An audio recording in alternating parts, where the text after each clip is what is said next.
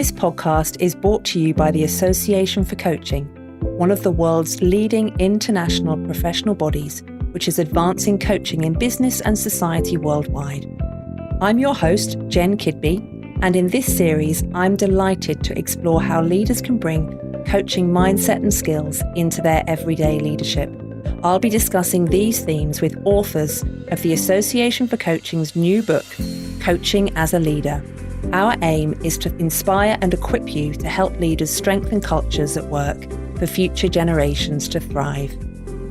Hello, and welcome to a new podcast from the Association for Coaching. I'm Simone Sweeney, and I'm your host today to introduce you to a fantastic and timely new series called Coaching as a Leader. I'm joined by Jen Kidby, who is the editor and author of a new book of the same title, Coaching as a Leader, and also by Victoria Leith, the head of corporate membership and accreditation from the AC.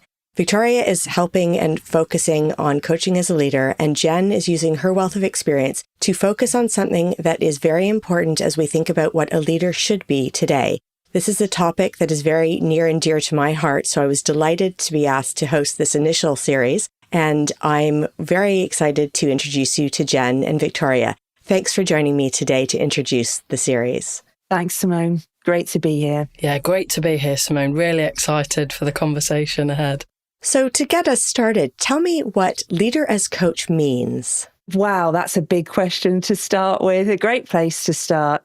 So leader coach, in writing the book, in bringing the book together, what we wanted to do was to create something for leaders who integrate coaching into their everyday life. We all know there are countless amazing resources for coaches who coach and brilliant support for people who want to learn how to be an internal coach as a leader.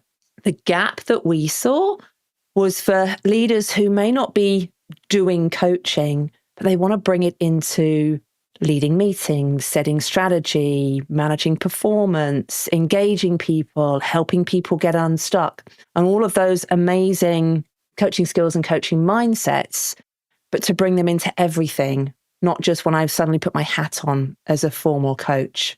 Fantastic. And Victoria, obviously looking at it from your professional background, but also from the Association for Coaching's perspective, what do you see as a leader as coach?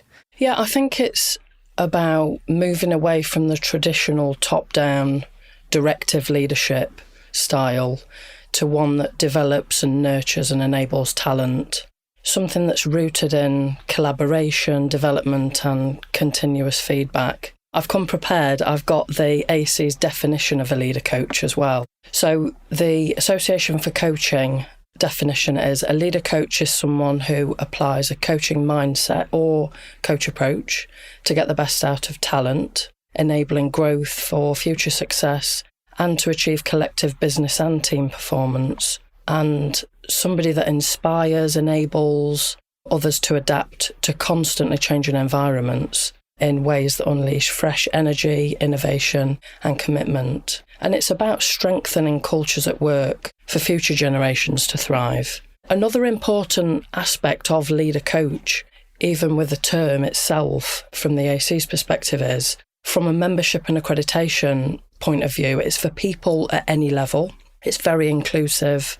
So yes, it is for C-level executives, but importantly, it's for emerging leaders and people managers too. I love that definition, Victoria, the AC's definition. The first time I read it, it resonated. There's so much in there about, as an individual, what a leader coach does and the impact on the organisation, and really weaving that mindset, that way of being into leading in organizations. And like you say, you could be C-suite, you could be managing the whole organization, or you could be in a role where you're inspiring others, maybe at entry level. It doesn't matter. There's still the opportunity to use these skills. Absolutely. I think it's about the definition of leader as well. If anyone, whoever they are, whatever role they're in, if they have the ability to inspire, personally, I think there's leadership. It's very inclusive. So I love that, yeah.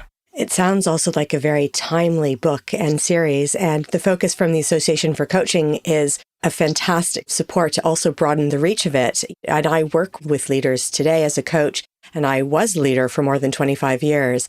And there has been a distinct shift in how we think of leadership now. Gone are the days of the kind of more old school rigid manager, and now we're very much in kind of a more human-led approach where words like collaboration and support, and I love that AC definition as well for that.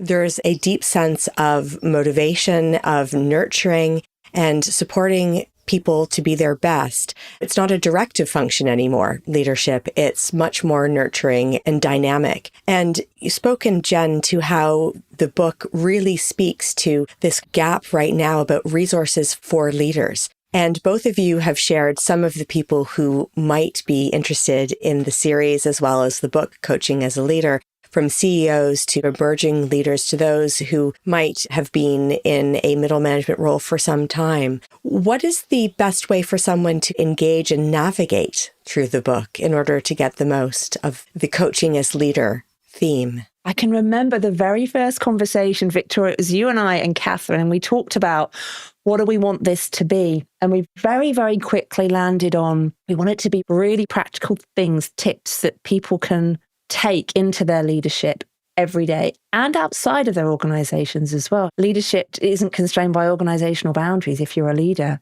you lead in all aspects of your life, whether you're a parent or a friend or a sports coach or whoever you are.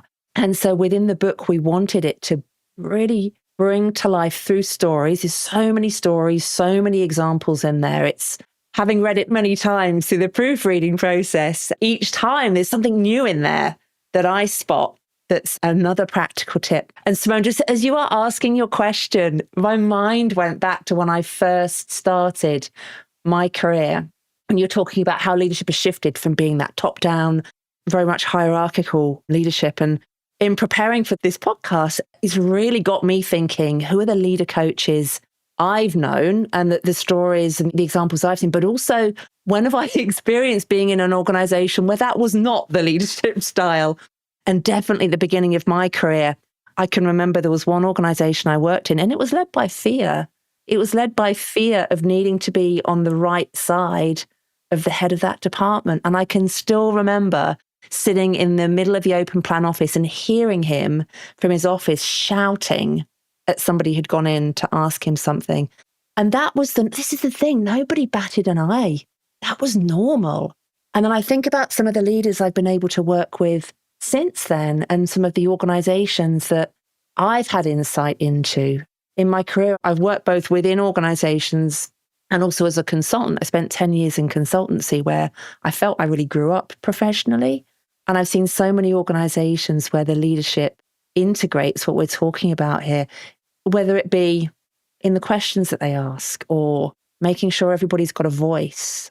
I saw that early in my career with another organization I worked in where I felt really out of my depth, if I'm honest. Everybody else was so much more senior than I was and experienced. I think I had 4 years experience out of university. And this is working for a UK bank. And the leader set the tone. He created space for every single voice. It didn't matter if you'd been there for 15 years or 6 months. He created space for everybody to speak. And the impact that one very small but very practical thing that he did. I don't know whether he was doing it deliberately as I must now be a leader coach. It just seemed to be how he was and how he showed up. And the impact that I saw in contrast to my previous organization, I saw the difference. I saw the impact that just some of these very small things threaded through everything that somebody did. The impact it had on everybody's performance, but also everybody's sense of belonging and everybody's satisfaction and engagement in being in that team. It's wonderful to hear the personal genesis for the coach as leader in your story, Jen. And I'm sure we can all pinpoint the great boss who was a true coach and who was supportive and brought out the best in us and inspired the team to work together to find solutions. And of course, we can imagine and recall the polar opposite, who was directive or aggressive or unapproachable. And I was training some new leaders yesterday, so very timely to this podcast recording as well. And you could see them wrangling with the concepts of management that they'd read about and that they had perhaps had some kind of initial coaching and what was their natural instinct. And I'm curious around what was the catalyst or that point of inspiration when you thought, this is something I need to write about. I need to partner with others. There is a space here to create both the book and a podcast series as coaching as a leader. What kind of motivated you, Jen, to take this more broadly and to share this focus with others? About 3.5 years ago, I think we started really exploring what this could be. And it was around the time of the pandemic, actually. And there was something that I was picking up on, how through all of that uncertainty, turmoil and turbulence, people's experience in their organization as working in organization was rippling out to their families, their friends, their lives, their sense of well-being. And I think that's always been the case. That's not a new thing. But going through that incredibly stressful, turbulent, uncertain time, I saw even more the difference among my friends, of those who were employed in organizations, where was that deep sense of not just care and consideration for individuals, but also how to balance that with making sure the organization was going to sustain through this as well. And then around the same time, we started talking about the book. And we talked about, should this be just me writing it? Which really appealed, that sense of pouring everything I knew into one book. But there was something about, in those times, and even now as well, about collaborating with others, appreciating that everyone brings a unique perspective, that people working in other organizations, in other industries, also have their perspective on this. And so we quite quickly landed on, let's make this a collaboration in the spirit of bringing multiple people's expertise to leader coaches rather than just one person's. And I will say, since that time, the world has not got more predictable. And I was reading just the other day, I was going back to one of Margaret Wheatley's books, and she talks about islands of sanity. And one of the things that leaders can do during turbulence and uncertainty is to create islands of sanity and to bring people together in community to create meaning and a sense of self-worth and a sense of impact.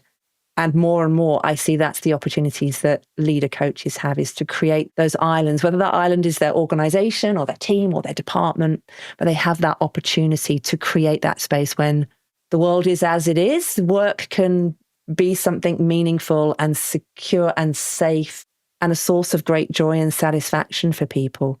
And that's the opportunity that I see anybody who is a leader coach or aspires to be a leader coach. That's the opportunity they have. And I think that's pretty exciting.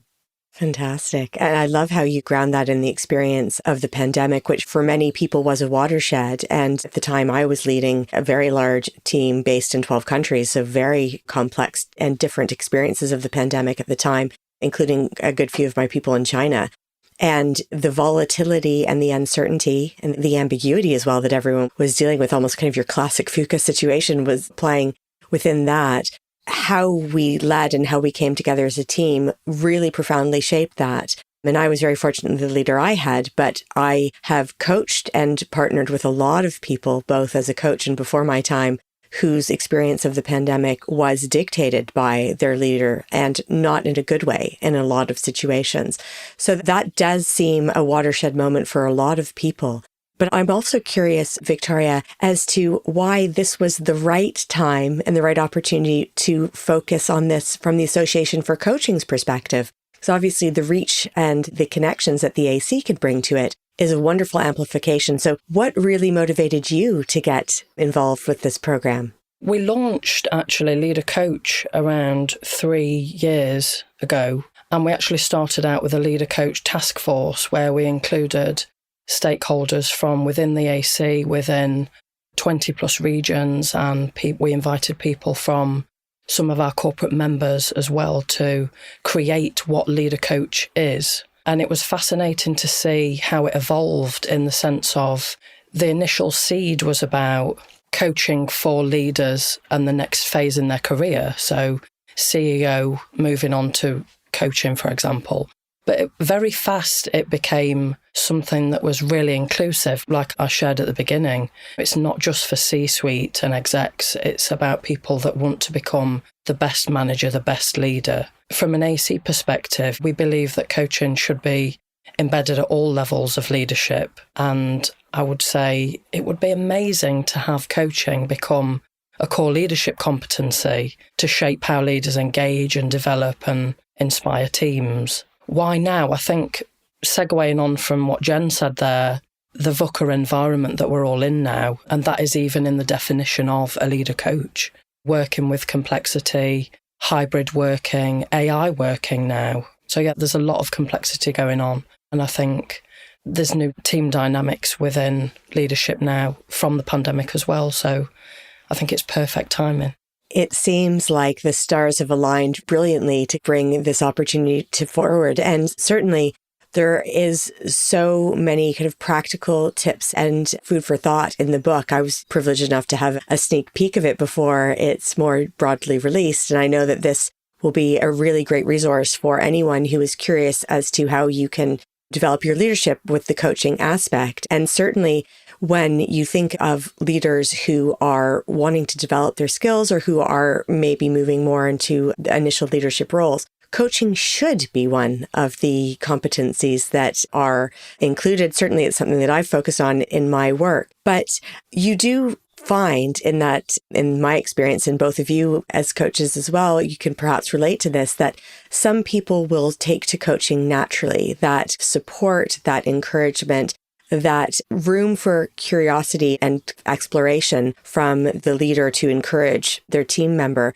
while others are more resistant to it and may follow a more directive approach or are less open to doing things in other ways. So it compels me to ask the maybe obvious question is, should every leader be a coach?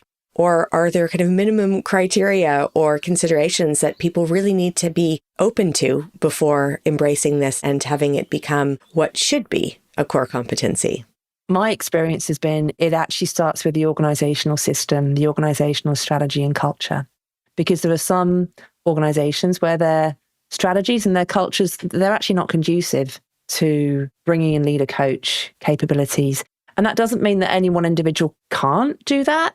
They can still create space for people to think, challenge people's thinkings, ask great questions, listen really deeply. But that's going to maybe not have the same reach and impact as a leader who's working in an organization where coaching is actually seen as part of the core of how we be in this organization. So your question, should everybody be a leader coach? My personal bias is that everybody should attempt to do some of this. But within an organizational setting, it's really going to come down to, is coaching something that's an add-on? Let's just coach, let's train some of our managers in coaching because it's the thing that's around at the moment. Or do we really mean it? Do we need to be this way to achieve our strategy, to achieve the business outcomes that we need to achieve? Because if the answer to that is yes, then should everybody be a leader coach? Yeah, because you need to get the job done to achieve the results. And one of the things we touch on in the book is that difference of, what about if I'm a leader, I really love all this coaching stuff, but my organization isn't really conducive to that. It's not encouraging of it. And what you can still do in that situation. I love that piece in the book, is that kind of that enabler, even in the face of resistance. Victoria, what's your perspective? Should every leader be a coach? I think coaching's moving away from a nice to have now to a must. While every leader may not become a professional coaching practitioner, I think every leader benefits from adopting coaching skills. In my experience, the best leaders are those that do inspire to retain talent, drive innovation, and these leaders are embracing coaching as part of their leadership toolkit. We've seen leaders transform team dynamics simply by shifting telling to asking, from directing to developing. So it's about the impact it has. For me, the question is, why not? Why not adopt a coach approach? I was very fortunate to work in organizations where leaders were supported and indeed actively developed to be coaches. And actually that kind of was the origin story for me for coaching. And so I can very much relate, Jen, to your point of the conditions and the organizational dynamic needs to be in place in order for that to work. And I'm then curious as to what are the kind of minimum criteria or even values that help to inspire or at least to create the opportunity for leaders as coaches in that organizational perspective? What does a business need or should have in order to make that a reality? In the last however many decades, the value of an employee at work in most organizations, many organizations, has moved away from how many widgets can I make an hour into what's the quality of my decision making and my problem solving and my critical thinking skills. And we know that in coaching, one of the core qualities is enabling other people to make clearer decisions, enable other people to improve their problem solving, their critical thinking. And in the sort of world that we have today, no one person has all of the pieces of the jigsaw, right? There's so many moving parts all of the time. So unless you've got the sort of leadership that can bring together those different perspectives, and actually one of the things Nancy Klein talks about in her work, which I've been inspired by for many years, had her work around time to think. When you have leaders who create time to think and improve the quality of thinking of every person in the organization, even if it's by 1%, can you imagine that if the quality of the thinking across a whole organization improved by 1%, what that does for achievement of business outcomes, what that does for the bottom line, what that does for the culture, for the environment of the organization, and people feeling as though, yeah, this is somewhere where I'm encouraged to think and I'm encouraged to put my mark on something, and I can see the impact and I can see my fingerprints on what we're doing as an organization. And then you get into this amazing virtuous circle, because then there's engagement, there's a sense of autonomy, there's a sense of meaning, and that begins to cascade down through the organization. So I think the opportunity in the right conditions is there. And even where the conditions aren't right, I still see there's opportunities for people to have this sort of impact, even if it's on a smaller scale, maybe with just their team or just their direct reports, can still create this opportunity. Yeah, absolutely. I think it's about what coaching brings to the organisation and the people in it. And Jen just highlighted some of the benefits there. And there's more and more research coming out about the ROI of coaching in organisations, but we definitely see impact in enhanced engagement, motivation, improved problem solving through enabling people, stronger collaboration, and just that culture of continuous learning and development with a growth mindset where people can thrive. Again, organisations, when they're creating their strategies, it is linked to performance. It's about having coaching conversations with teams to get the best out of employees and develop them and support them with growth mindset and growth in the organisation. Victoria, as you say that, one of the things that pops into my mind is it's actually one of the differences of being a leader coach versus being a coach, which is, as a leader, you're accountable for outcomes, right? You're accountable for achieving what you need to achieve that's coming down from the strategy. And one of the things I have spoken with a lot of leaders about is, when do you coach and when do you not coach? Because you can't just have asking great questions, getting beneath the surface, listening. All of those for me are essentials. But sometimes that doesn't get you to where you need to get to within organizational life. And so sometimes it's taking off that hat and knowing, when do I need to be more directive? When do I need to take back the decision making or the problem solving, because I can see we're not getting where we need to. So that constant balance of, what does the organization need and how do I grow, support, challenge the people that I work with? And that is a dynamic that coaches, if you're a full-time coach coming into an organization, it's a very different dynamic to that.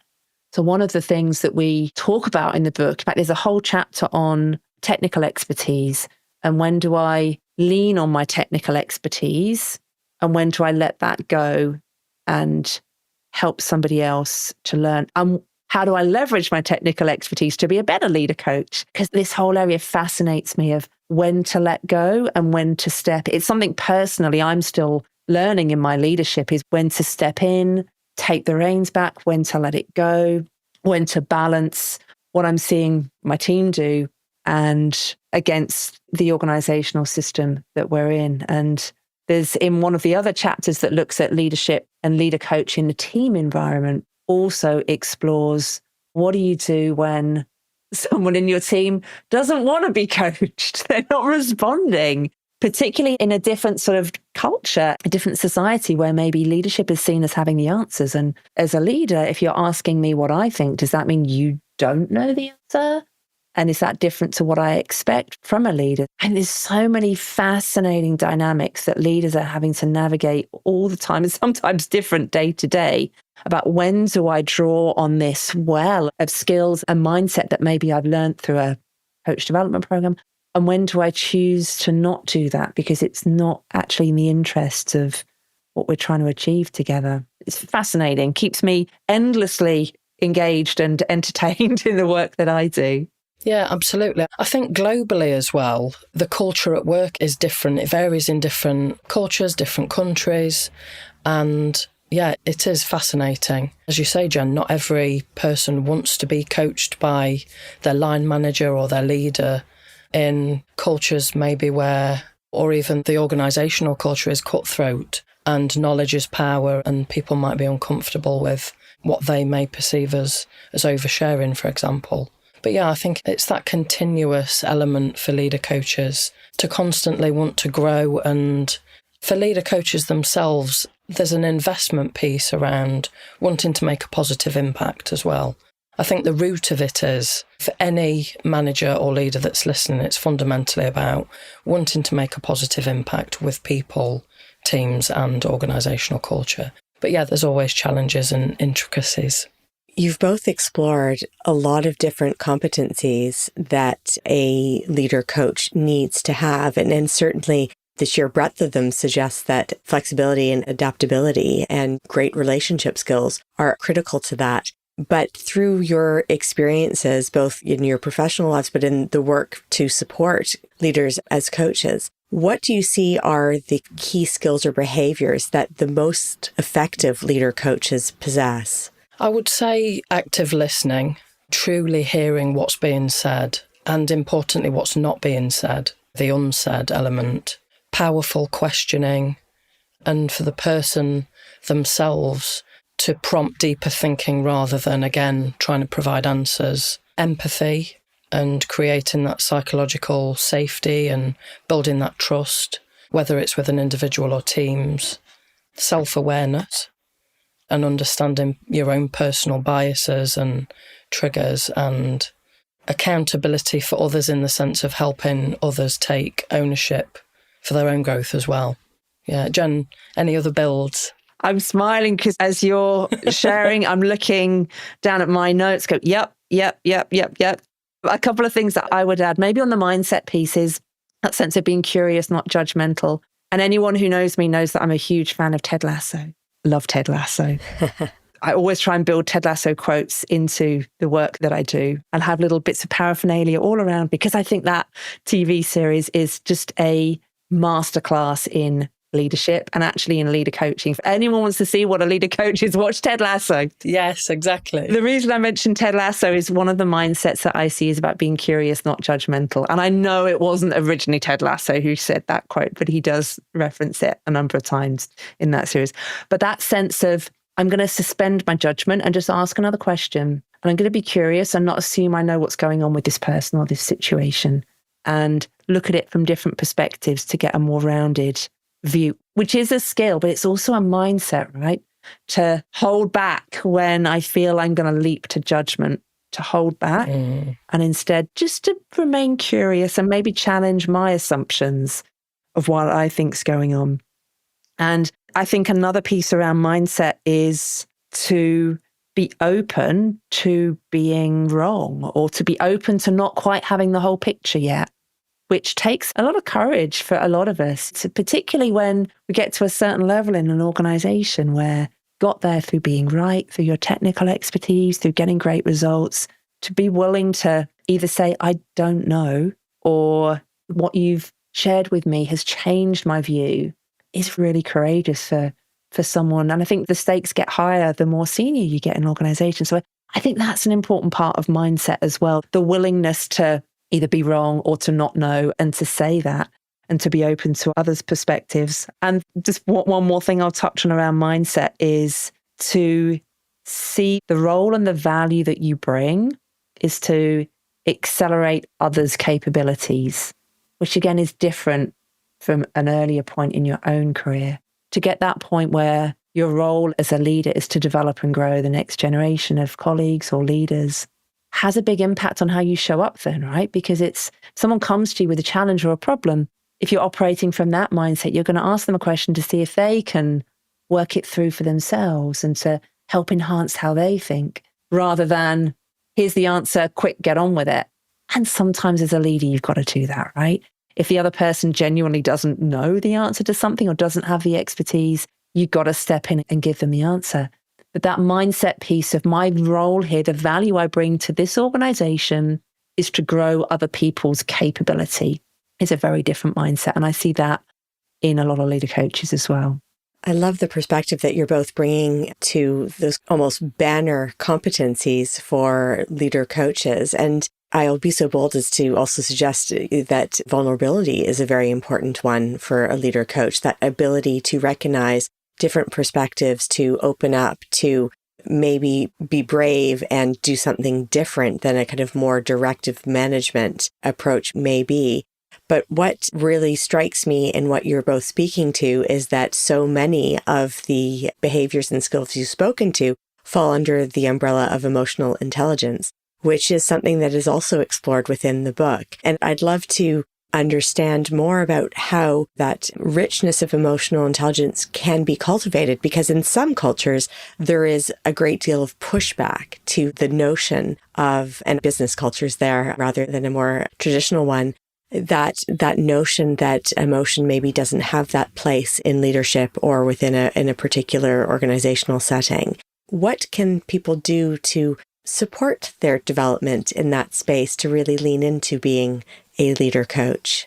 Victoria, you mentioned it a moment ago, self-awareness, which is the core of many emotional intelligence models. And in the first part of the book, that's really the territory that we're in as a leader coach. What do I need to learn about myself, about what drives my behavior, my values, my fears, my identity? The very first chapter is entitled, Who Am I? Which is the place to start, right? And that's at the crux of emotional intelligence. Who am I when I peel back all the layers? What's driving me? We even touch on encouraging the reader to think back to their own childhood, to think about what are the things that shaped me, that have stayed with me? What are the values that maybe I picked up from those around me that I may or may not be conscious of it influencing my leadership now? So in that first part of the book, that's really the territory that we're in, is self-awareness, self-regulation, which is a big part of Goleman's framework around emotional intelligence. How do I look after myself? How do I notice when I'm dysregulated? How do I notice when I need to just take a step back, take a breath, or even say to someone, can we start again? One of the upcoming episodes is all about the power of language and about how the words that you use create such an impact on others and create a tone for others. And in that episode, we explore some stories around leaders who are willing to say, not going how I want it to. Can we start again?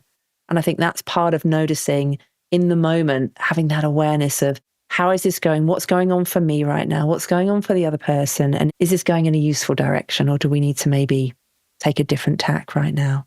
That's what I would say around emotional intelligence, Simone. Victoria, what would you add around kind of emotional intelligence?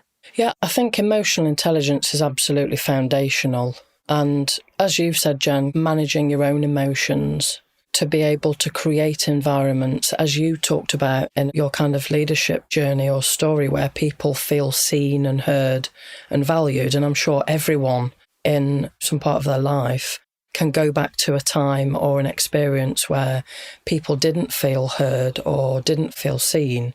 And it's quite profound. And again, yes, just the self piece, working with self. It always makes me think of a Russian doll in peeling those layers back, or the layers that we gain along the way. Yeah, really holding that mirror up and peeling the Russian doll layers back. How you speak to that importance of emotional intelligence and that focus on self in order to bring your best to the team. We spoke for a previous series I did for the Association for Coaching podcast with Daniel Goleman. Check out The Future of Leadership is Human. But one of the things that he really spoke to was authenticity, which strikes me from what you're both saying is the self-awareness, the self-regulation. really understanding your values, your competencies, your also boundaries, but when you don't have the answer, being willing to say to the team, let's start again, this isn't working, is really key to that leader as a coach, and strikes me as just being human as a critical kind of foundation within that. And I'm curious, how do you see kind of leader coaching in the workplace today? Is this something that is actively being embraced, or is it a new shoot peeking up through the grass that kind of needs attention before it becomes a broader focus? Where are we now? Yeah, great question. We are seeing massive growth in organisations, whether they are SMEs right the way through to multinationals. Organisations, I think I mentioned it before, they're realising that coaching is becoming a must with people strategies. And companies that are focusing on coaching cultures see a higher engagement for various different things like innovation and retention, and we've talked about others. But we're seeing organisations now winning awards for being best company to work for. I think people look for more now with companies when they seek out roles. They want more from organisations and leaders. People want to be developed. There is a piece, and maybe it's grown even more from the pandemic, around well-being and flexibility and adaptability. So, yeah, we're seeing it exponentially grow, right to the point where even the businesses and organisations themselves are creating internal programmes for leadership and management development. They're creating programmes and getting accredited courses to put their people and teams on, going right the way through to those folks getting accredited themselves. So, yeah, it really is ramping up. It's great to see as well that coaching is becoming a daily habit almost, with these kind of exemplary organisations, award-winning organisations of best place to work from that sense. Yeah, it's great to see the growth happening. Jen, how about you? Yeah, you mentioned it earlier that it's gone from a nice to have to an essential.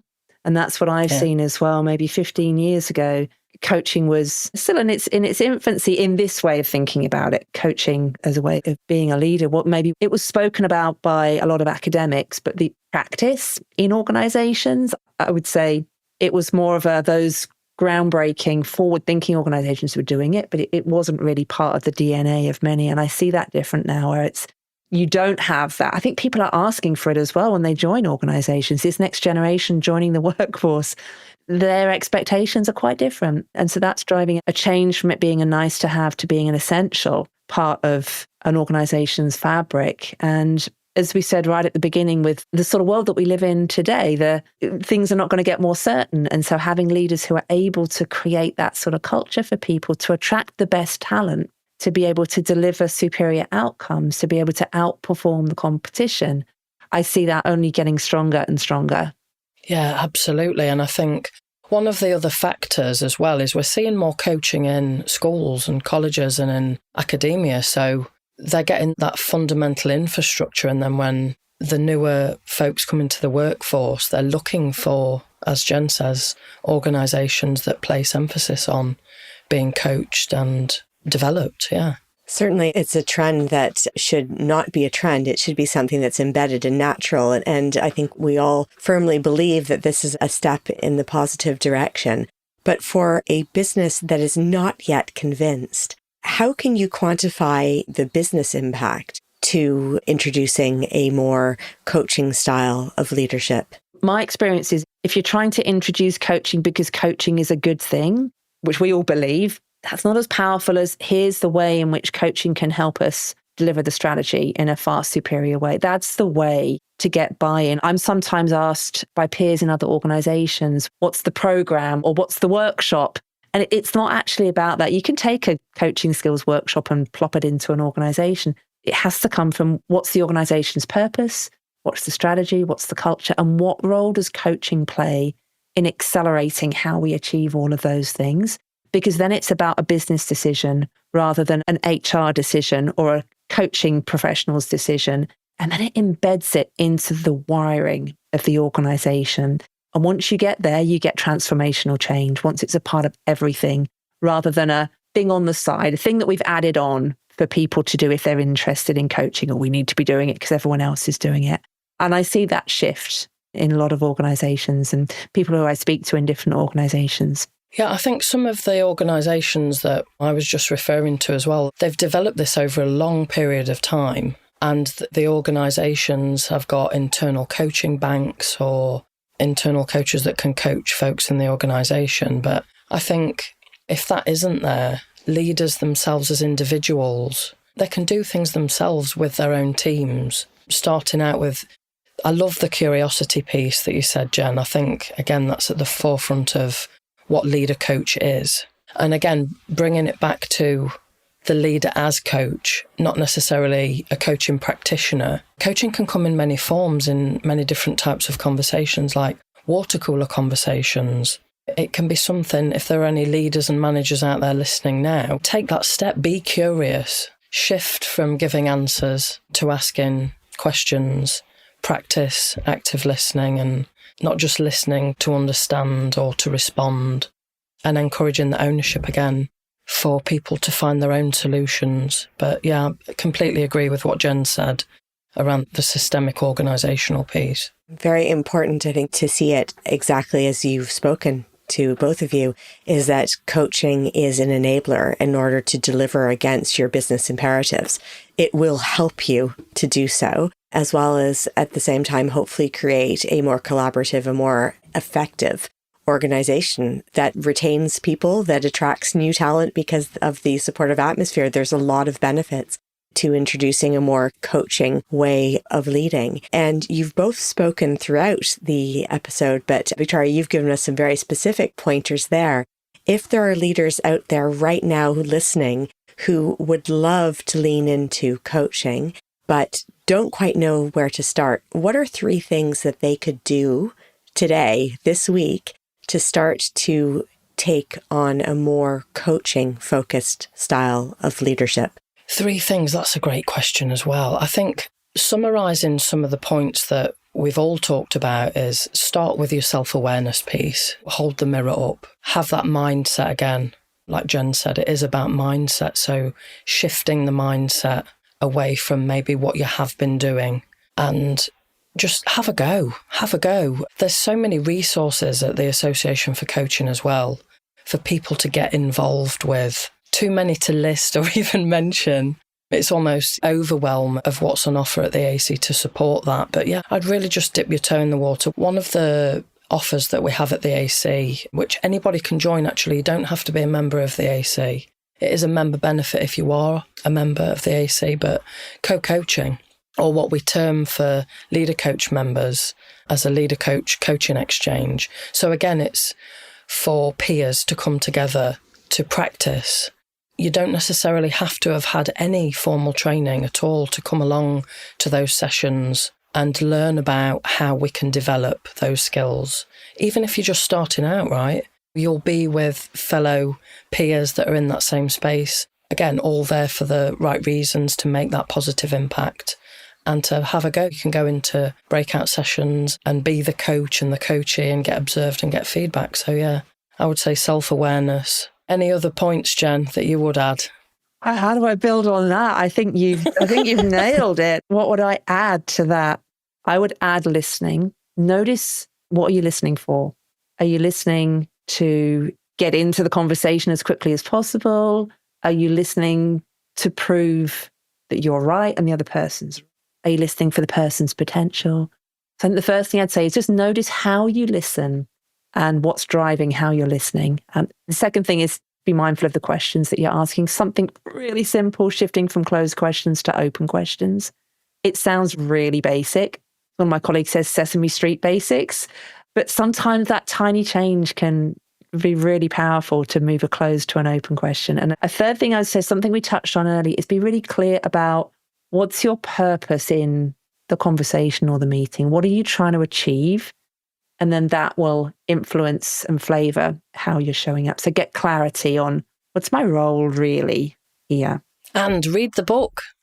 Oh my gosh, how did we not say that? Yes. And read the book.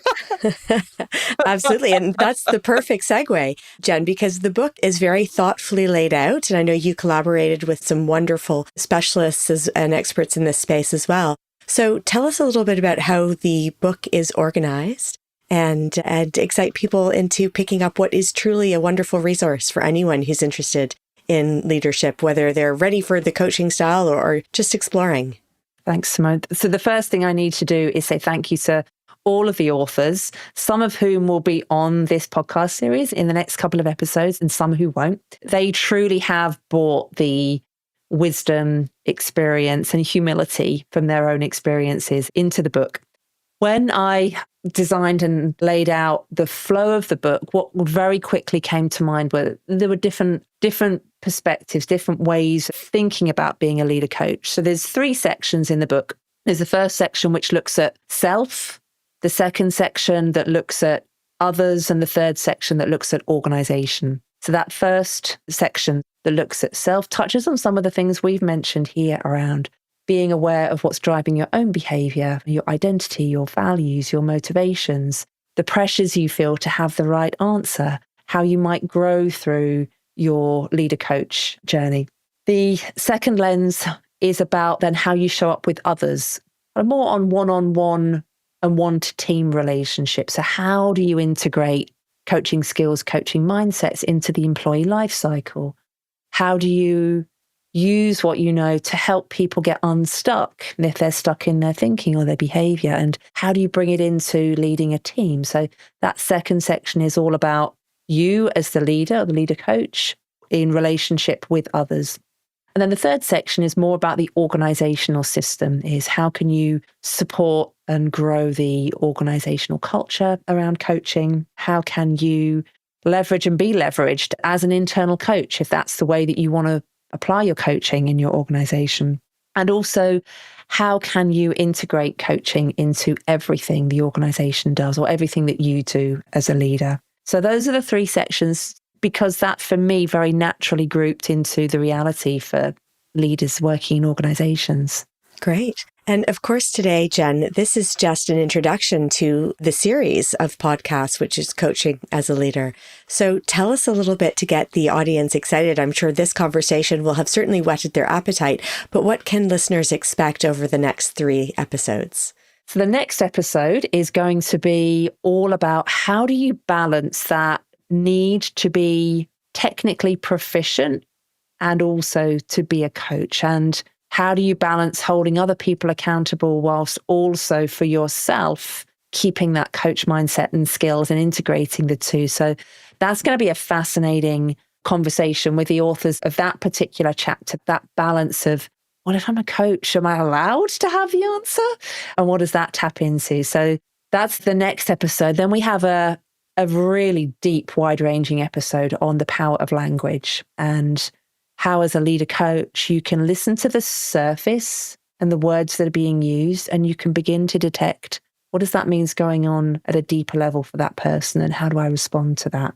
And then the third and the final episode will focus in on, as a leader working within an organization, if you are going to do formal coaching, so not the things that we've been speaking about today, but if there's a leadership development program and you're going to be a coach on it, what does that mean for you when you're also a leader within that organizational system? How do you manage those multiple hats? How do you contract around your role? What role does confidentiality play? And some of those intricacies that can be at play when you're an internal leader coach as opposed to an external coach maybe coming into the organization. And those are just 3 of the chapters in the book. There's many more that don't fit into this podcast series, but there's so much to tap into, so much to dig deeper on. I'm really excited for people to get to listen. Fantastic. I'm very much looking forward to it. I know it will be a great asset for all those that I coach who are leaders, but also to inspire my leadership approach. And I really enjoyed Coaching as Leader, the book, and know that the podcast series will be a really rich discussion. It's been such a pleasure speaking with both of you about leadership today. Before we finish, where can people go to get in touch with you both or to find out more information, either about Coaching as a Leader, the book or the podcast series, or to you, Victoria, and how the Association for Coaching supports coaching and inspiring leadership coaches as well? Yeah, absolutely. We'd love to hear from anyone that's maybe listened to this and wants to learn more. They can reach me at victoria@associationforcoaching.com, or the corporate team. They'd be happy to help and connect. which is same corporate@associationforcoaching.com. Whether it's about maybe you want your organisation to get involved in this more, or how do you get involved, right the way through to individual leader coaches that want to reach out and learn more. There will be information on the book on the AC website as well. Great. Thanks, Victoria. For me, I'm on LinkedIn, so please message me. Let me know what you think of the book. Let me know your experiences as a leader coach. I'd love to hear from people. Thank you both for all of your insight, your energy, and very much looking forward to the remaining episodes in the series. Thanks for joining me today. Thanks, Simone. Thanks, Simone. Thanks, Jen. Thank you for listening to another podcast by the Association for Coaching. For over 20 years, our purpose has been to inspire and champion coaching excellence, advance the coaching profession, and make a sustainable difference to individuals, organisations, and society. To find out more about the AC and our member benefits, follow us on LinkedIn or visit our webpage at associationforcoaching.com. To help you develop your coaching expertise, you can also explore our digital learning hub and enjoy our extensive library of on-demand webinars, member benefits, interviews, podcasts, and a portfolio of live events featuring thought leadership, tools, models, and the latest industry trends.